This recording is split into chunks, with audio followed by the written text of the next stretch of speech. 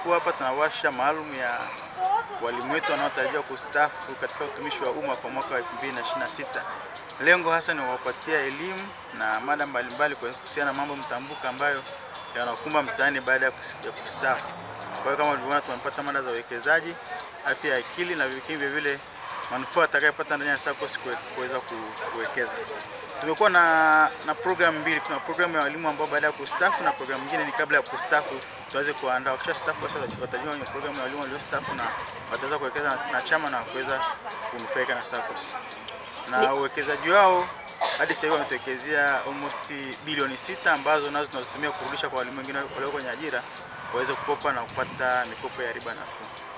Mafanikio mengi makubwa sana. Kwanza kutengeneza mtaji wa ndani kwa almost bilioni 15.9 ambazo ni mtaji wa kukopesha wanachama ni fursa kubwa. Bilioni 15 ni almost commercial bank kwa sehemu nyingine. Lakini vile hatujawahi kukopa katika taasisi nyingine, tunatumia mtaji wetu wa ndani kutoa huduma kwa wanachama na hata kuwekeza katika taasisi nyingine ambazo zinatoa riba kubwa zaidi. Lakini mafanikio mengine tunatoa semina mbalimbali kwa wastaafu, kwa wanaotarajiwa kustaafu na wanachama walio kazini, kuwajengea uelewa mpana sana wa mambo ya kifedha, ushirika na mambo mtambuka katika maisha. Tunashukuru miaka 10 iliyopita tulinunua kiwanja, tulifanya harambee tukanunua kiwanja kiko barabara kuu ya Majengo, na sasa hivi tuna mpango wa kujenga kitega uchumi pale na ofisi za chama. Kwa sababu sasa hivi ofisi zinazotumika tumekodisha, lakini tunategemea SACCOS yetu itakuwa endelevu vizazi hadi vizazi. Kwa ikiwa na ofisi yao ikiwa imara, kuhifadhi fedha itakuwa vizuri, lakini vile tutakuwa na hotels, room na apartments ambazo watakodisha kwa ajili ya kupata mapato mengineyo ya kusaidia uendelevu wa chama. Hivi vidole ni vitano vinaeleza vizuri afya ya akili vizuri. Maisha tunayoishi haya yamejengwa zaidi na mitazamo. Maisha nini? Ndio tumeanza kidole cha kwanza. Maisha nini? Mitazamo. Na kila mtu ana mitazamo yake hapa. Mimi nimekaa nazungumza, kuna wengine wananitazama kwa kisogo, wengine wananitazama kwa huku, sio mnanielewa? Wengine wanacheka. Na wanitazami kabisa. Ila maisha nini? Ni mitazamo. Kule Arusha vijana wasema huko rada, unajua maana yake? Una mitazamo sahihi kuhusu maisha, huko rada. Umekaa kona ipi? Unayaona maisha kwenye kona ipi? Na watu wanaanza kuugua kwa sababu wamekaa kona mbaya. Ukiona unielewe kisogo kinakusumbua, njoo huku ukae kwa huku fulani, mbona ya kawaida.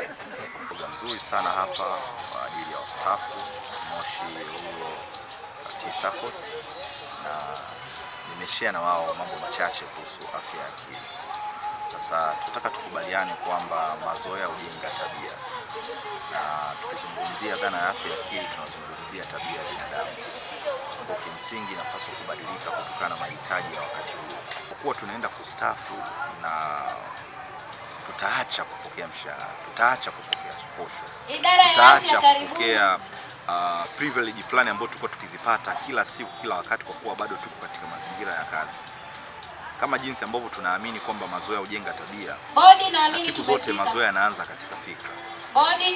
Na ndio maana kikao kama hiki, semina kama inafanyika mapema, kuandaa mapema kisaikolojia, mazoea yaanze kupungua, kwa sababu baada ya muda hatakuwa na mazoea kama hayo. Na hairuhusiwi na haishauriwi kwamba unastaafu ndio unaanza kufanya jambo unalolipenda. Hiyo unaenda kustaafu miaka 10 ijayo, miaka 5 ijayo, ni vyema ukaanza mazoea mapema na jambo lingine mapema. Yes, kwamba ikifika muda wa kustaafu inakuwa ni kama vile kupishana mlangoni na kustaafu na huku ukiendelea kufanya majukumu mengine. Kwa kufanya jambo lingine ambalo linakuingizia kipato ni jambo la msingi. Na kimsingi huwa tunashauri sio tu miaka 10. Yaani ukishaajiriwa tu pale anza kujihusisha na jambo lingine ambalo linakuingizia kipato. Hiyo ndio sehemu ya maisha yako. Mpaka siku ukija kustaafu, hata wakati mwingine kabla hujafikia umri wa kustaafu kujikuta unaacha unaendelea na mambo mengine.